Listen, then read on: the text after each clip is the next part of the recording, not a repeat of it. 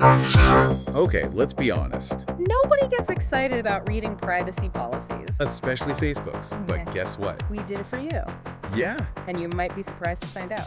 just how interesting this stuff really is. It's true. A lot lurking in those pages Right. that most people would never guess. And speaking of lurking, Remember that weird note we got yeah, that said, end the episode by saying, read the small print? definitely piqued my curiosity. Mine too. Like, what are they trying to tell us? But before we get ahead of ourselves, Okay, let's back up. and talk about what we're diving into today. We've got excerpts from Facebook's latest privacy policy. Hot off the presses as of September 18th, 2024. And we're going to unpack exactly what kind of data they're collecting. What they're doing with it. And most importantly, what control you actually have. Because, believe it or not, you do have some say in the matter. Okay, so first things first. What kind of data is Facebook collecting? I mean, we all know they're tracking our every move. Right. But give us the specifics. Well, it's not quite everything. But it's a lot. Okay. And it really varies depending on how you use their platforms. Facebook's policy actually makes a point of saying that the data they collect, Depends on... whether you're casually scrolling or selling something on Marketplace, Or running a business with ads. even posting a reel on Instagram, for you're selling your old furniture, Really? results in different data points. I never thought about that. But it makes sense. Why is there a difference between posting a reel and selling on Marketplace? I mean, it's all under the Meta umbrella, right? That's the interesting part. When you post a reel, you're engaging with a wider audience. Sharing something meant to entertain or start a conversation. Facebook uses that data to personalize your experience. Suggesting similar content, and of course showing you targeted ads. The classic Facebook playbook. Exactly. But then selling on Marketplace is different. You're sharing very specific information. Right. What you're selling, your location, even payment details if you're using Facebook Pay. That data still feeds into personalization, But it also helps them understand local markets. improve their e-commerce platform. And even prevent fraud. So it's not just about showing me ads for that vintage lamp I just bought. It's about building a whole picture of how people use their platform. Exactly. And this idea of using data for different purposes comes up again. When they talk about what happens if you don't let them collect certain information, Okay, so let's unpack that. what do you mean? Essentially, they acknowledge that some data is essential. For their products to function, Think your basic account information, the content you post. who you interact with. Without that, Facebook wouldn't be Facebook. Right, that makes sense. But I'm guessing there's more to the story. There's always more to the story, They also collect what they call optional information. which supposedly enhances your experience. Okay, so basically the more data you give them, The more personalized your experience becomes. which could mean anything from more relevant content to, you guessed it. More targeted ads. Have you ever noticed the platform changing based on the info you give it? Like suddenly you're seeing ads for things you just talked about with your friend. I think we've all had that slightly creepy moment. But we'll dive into those personalized ads a bit later. You know, it's funny you mention that. The policy actually talks about how they use information. About your chosen pronouns. Really? I'm genuinely curious about this. Tell me more. Well, they say they use it to, Make our products more inclusive. which makes sense on the surface, But then they explicitly state that this information is not used. for ad targeting.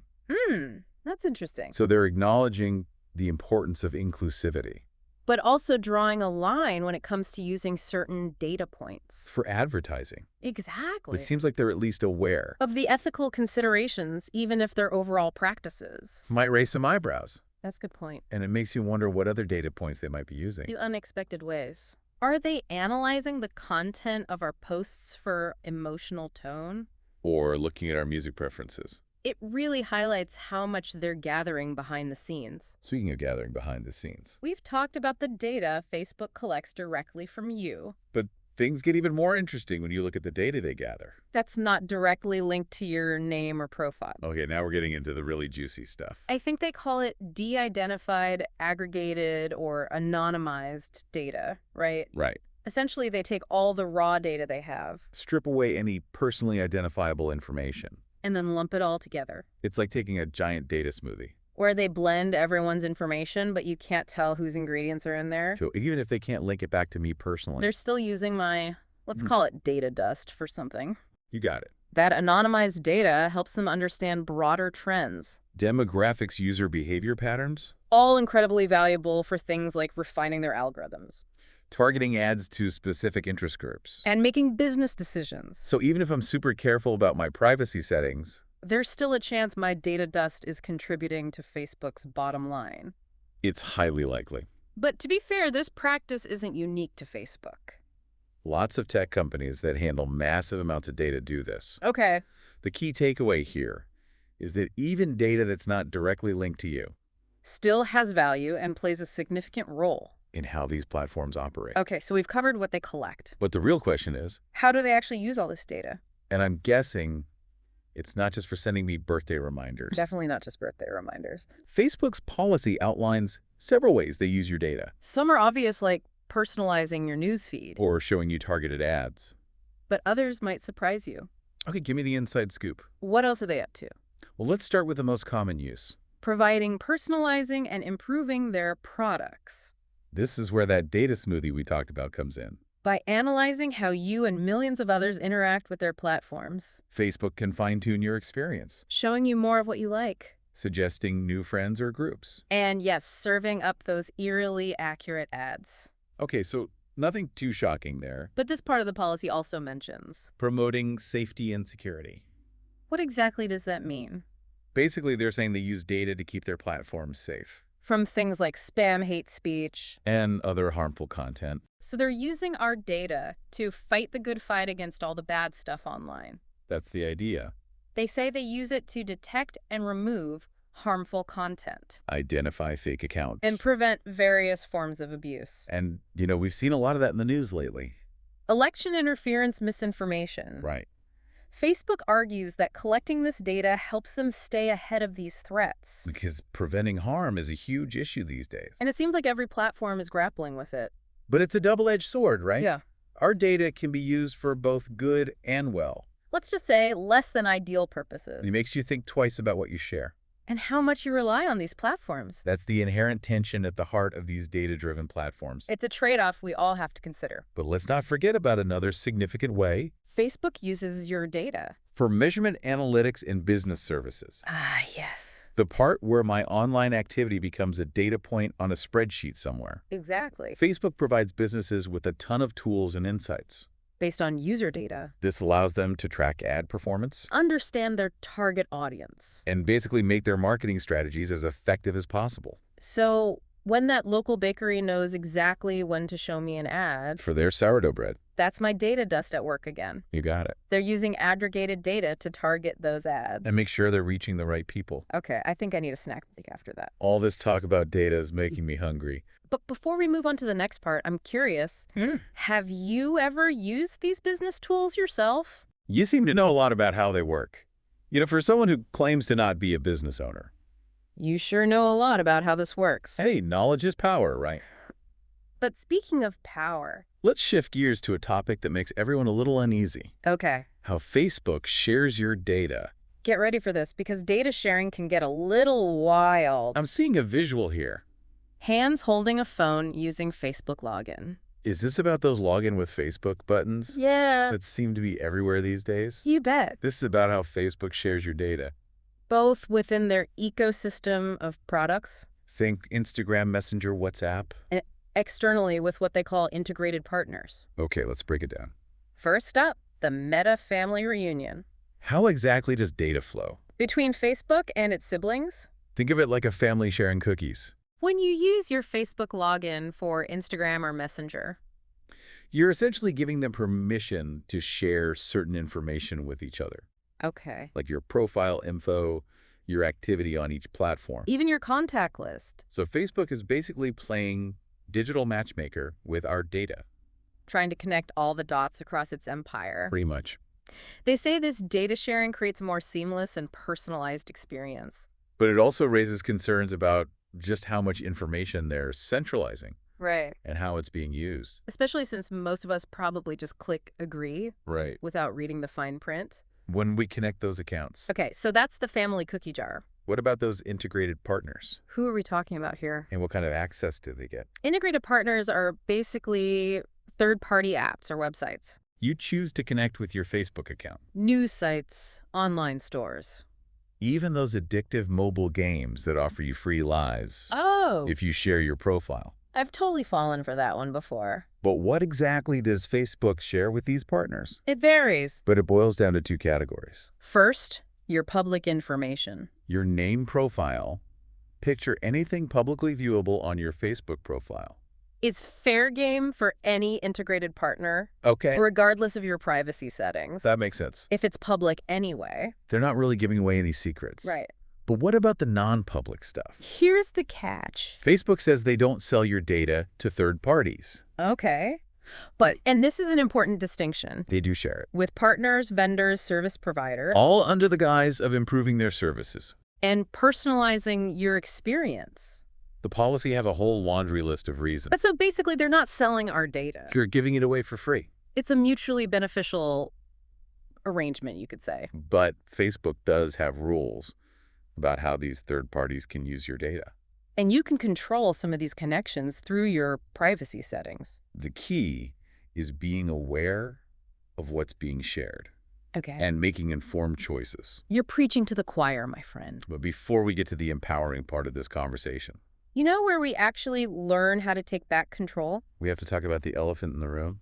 Or rather, the metaverse in the room? Meta itself. Ah, yes. The interconnected web of meta companies. And how your data flits between them. Okay. We're talking Facebook, Instagram, Messenger, WhatsApp. Even those futuristic Ray-Ban Stories glasses. It's giving Big Brother vibes. So what's the deal? Are they just pooling all our data into one giant meta mind? Not exactly. But they are sharing information between these companies. For a variety of reasons. Okay. The policy highlights safety and security. Personalizing your experience across their apps. Even developing new features for the whole meta ecosystem. Essentially, they want to create one unified experience. And that means sharing data behind the scenes. Right. Because a fragmented user experience is just not the meta way. But enough about what they're doing. Let's talk about us. Okay. How much control do we actually have? Over all this data sharing. Can we opt out entirely? You're not completely powerless. Facebook does provide tools and settings that allow you to manage your information. They even have a feature called Take a Privacy Checkup. It's not a complete solution. But it's a good starting point. Okay, so it's like a digital spa day for our data. I'm in. Walk us through it. What can we actually control? First up. You can view and manage the information Facebook has collected about you. This includes things like your profile information, Okay. your activity log. Even the ads you've clicked on. Wait, we can see the ads they're targeting us with. That feels oddly satisfying. It can be eye-opening, that's for sure. You can also download or delete your information. If you want to go nuclear on your Facebook presence. Delete all the evidence. I like it. Don't get ahead of yourself. Deleting your data isn't as simple as it sounds. Facebook might retain certain information. For legal reasons. Or to prevent harm. But it's good to know you have options. Fair enough. What else is on the digital spa menu? You can manage your device-based settings Which control how Facebook tracks your activity. across different devices and apps, And of course, there are the Facebook and Instagram settings themselves. where you can customize your privacy preferences, Okay. limit data sharing, And even turn off those personalized ads. that seem to follow you around the internet. So it's not a complete lost cause. There is hope for those of us who value our digital privacy. There's always hope. The key is to be proactive. Okay. Educate yourself about your options. And take advantage of the tools available. Remember, these platforms are constantly evolving. Right. Yeah. So staying informed and adjusting your settings regularly, Is- words to live by in the digital age. But what about the legal side of things? These policies are basically contracts, right? Do we have any actual rights when it comes to our data? Absolutely. You have rights under data protection laws. And Facebook is obligated to respect them. Okay. I could bore you with the legal jargon. But let's focus on the most relevant ones. The right to access your data. The right to correct any inaccuracies.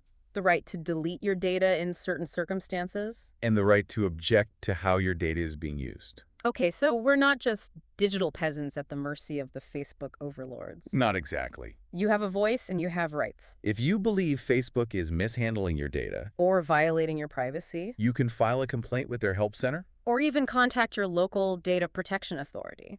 All right, I'm feeling empowered. But let's address the digital elephant in the graveyard. What happens to our data after we log out for good? Does it just float around in the metasphere forever? I hate to break it to you. But our digital footprints tend to linger. However, Facebook does state that they don't keep your information forever. Okay. They have policies in place for data retention. And they claim to delete or anonymize information. Once it's no longer needed for the purposes it was collected. So there is a digital afterlife. But it's not necessarily eternal damnation. Exactly. They consider things like product operation, Feature functionality. legal obligations, Even legitimate purposes like preventing harm. when deciding how long to keep data. It's a complex calculation. Okay. But at least they acknowledge that data hoarding isn't a good look.